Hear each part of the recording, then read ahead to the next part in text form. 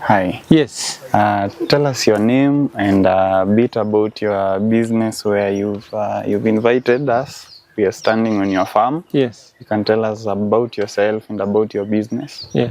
So my name is Peter Wangai, and this is Ecocity Farming Alliance.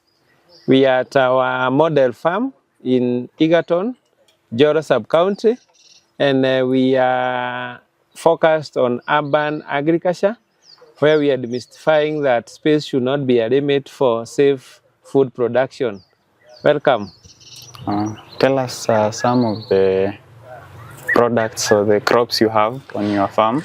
Yeah. So in our model farm, we have diverse crops.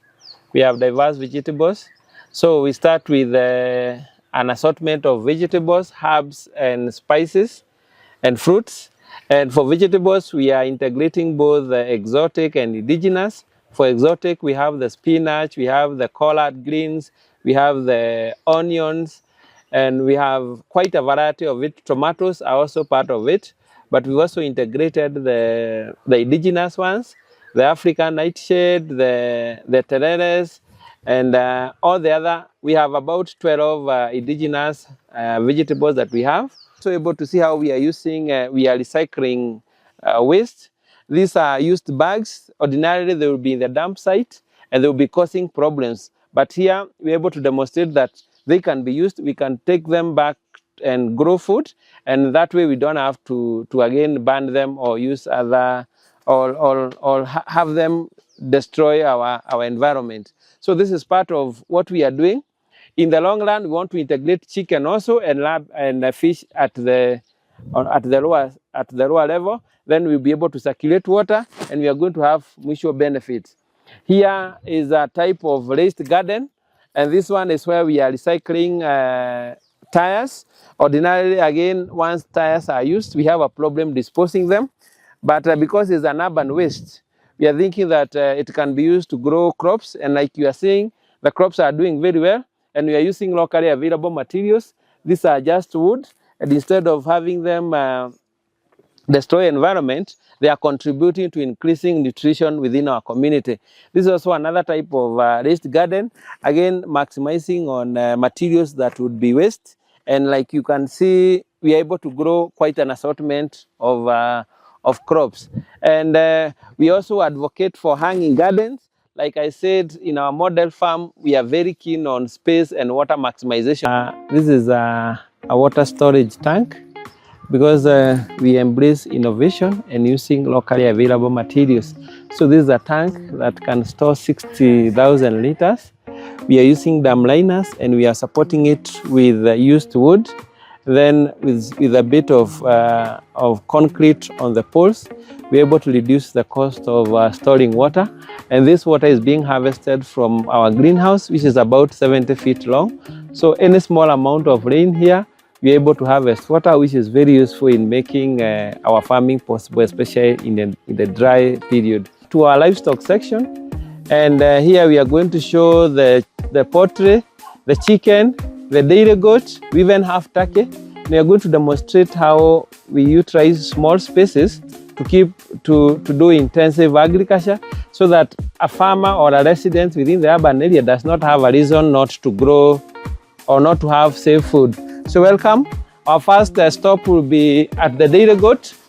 And dairy goats are very urban friendly because they don't require a lot of space. And you are also able to put them on leased places. Like you can see this one, we have kept it in a comfortable way, and using locally available materials. We haven't used very expensive materials. We are able to keep so many goats at one place, and we have quite a variety. And from the look of things, they look very healthy. And we've gone an extra mile because we want to maximize on space. We are also able to trap the droppings, because the droppings are what forms the manure. And our soil and our farm is usually we add nutrients not by fertilizer but by using manure. So by having this way of collecting manure, it makes the work easier. It also makes the manure to be free from other impurities. So within this space, we're able to keep about 12 goats within a very small space. Below the dairy goat, we found a space that was left vacant. And here we were able to keep a unit for turkey. And we have a few turkeys here. And this is a demonstration on how space can be maximized. You can see the turkey from here. It is doing well within the space, and it is safe without a lot of interruptions. The chicken house that is designed to fit the urban resident, someone who has an 8 to 5 job, someone who may not be available a lot of time, but also embracing the hygiene. And this is part of what we were trained at Nutritional Scale Project in terms of having places and means of restricting the entry or potential harm to your livestock. So in chicken, like this unit is completely closed, and we want to ensure that there is minimal contact, there is minimal human contact with chicken. So the first entry is where we have the laying boxes. So when you want to collect your eggs, you don't need to get inside the chicken house, because when you enter, then the risk of contaminating diseases is very high. So with this one, we're able to restrict the human contact between chicken and human. We also learned about how handling a lot of contact with the human can be a problem. So we have innovated a way where we can give our chicken feeds without getting inside the house, and this protects them against the diseases that can be transmitted by the clothing when people get inside the chicken house. And down here, we have made a floor that is made of plastic wire, because plastic wire is very safe for chicken legs. But beyond that, we have a layer where we're able to clean. So someone who is having this chicken does not have to get inside to make the house clean. You just need to sip here, because all the droppings will be left. And again, building on what we learned at Nakuru Box, is that when you don't collect droppings, when droppings build up, then the risk of chicken contaminated diseases is very high. So with this kind of arrangement, we're able to keep the chicken very safe. And when you look at this house, it is made from locally available materials, and you are able to keep about 60 chicken in this small space, but still have room for other chicken or for other poultry with you. We have a house that we are able to store to lay about 3,000 chicken on the principle of self-cleaning. So maximizing on space while also ensuring the safety of chicken is taken care of. So one of the things I would want you to observe is the plastic floors. This one ensures that chicken they are not hurt, because when you put the metallic one, their feet, their legs are affected, and the chicken become disturbed. But able to lay about 3,000 chicken in this very small spaces by taking advantage of the vertical spaces. Maybe we are going to see something else we have integrated, and that is the rabbit. We've also constructed our house again with space in mind, and like you can see is again 3-layered, and we are able to collect the droppings just like what we are doing at the chicken. And here you can see how the rabbits are doing. They are doing well, and we want to multiply them and have a big farm where we can demonstrate how rabbits can be an economic enabler, especially to young people. So, and you can see they are very healthy, and because the rabbits are very prolific, within a short while they are going to multiply and you're going to have quite a big flock. Our greenhouse is multi-purpose. And one of the things we are going to show is how we are able to keep fish. So our fish pods do not look like the conventional pods. They are raised, so they are, instead of putting them below the surface, they are above.